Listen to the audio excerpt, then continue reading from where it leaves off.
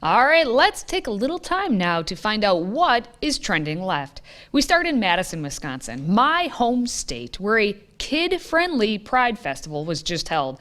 And among other wildly inappropriate things we'll get to in a second, a booth hosted by a counseling center offered free medical referral letters for gender-affirming drugs and transgender surgeries. Yep, that's just what kids need. Referral letters for dangerous puberty-blocking drugs and breast removal. Sounds very kid-friendly to me.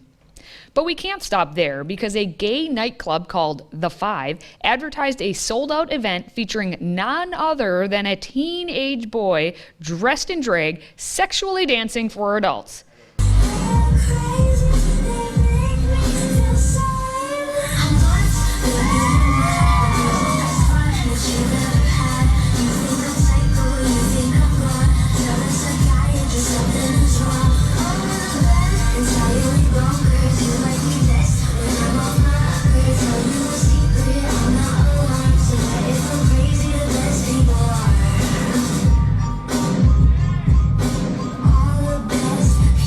But speaking of things that are incredibly inappropriate, a Charlotte Pride Festival in North Carolina wanted to push some boundaries of their own by welcoming nearly nude strippers to pole dance in front of children on the street. And it gets worse because at least one child, a 5-year-old boy, was invited to join one of the strippers dressed in a string bikini as she straddled a metal pole.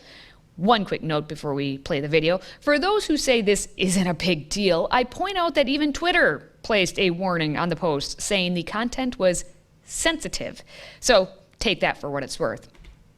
Now, you see there the woman and the young 5-year-old, I guess, circling the pole.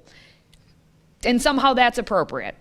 Apparently, America's children are not safe at family-friendly festivals, in bars, street corners with strippers, and now we're finding out basically that doctors are just as bad. We've covered the absolutely insane medical procedures being performed on confused children at Boston Children's Hospital, and now a doctor of adolescent medicine at St. Louis Children's Hospital says children can identify with any gender because it's science stuff you rubes wouldn't understand. Watch this woman continue to push the radical narrative that all of this is perfectly normal. Some parents will have to adapt to their child revealing more personal information to them, like the fact that they have a gender identity that does not match their assigned sex at birth. When babies are born, we label them as boy or girl based on the external genital anatomy we see. In truth, this is actually their biologic sex and does not always match their gender identity. People may identify as the opposite gender, somewhere in between, both genders, or no gender at all. Gender is separate from biological sex, and it is actually the innate sense of who we are. People along the gender spectrum may understand this about themselves from a very young age. So add that lady and St. Louis Children's Hospital there to the list of places to never send your children if you truly care about your children and want them to get true medical attention. So to recap, every day there are fewer places where children can be protected from these wackadoodles. And that, of course, includes the classroom, where one teacher wants to expose her preschoolers to the wonders of Gay Pride Month, because frankly, she celebrates every other month, so why not Pride for 4-year-olds? Listen to the ending of this video. That's what's most important. I've been trying to figure out a way to introduce Pride Month to my students, my preschoolers, who are 4 and 5-year-olds. Most of them are 5 now.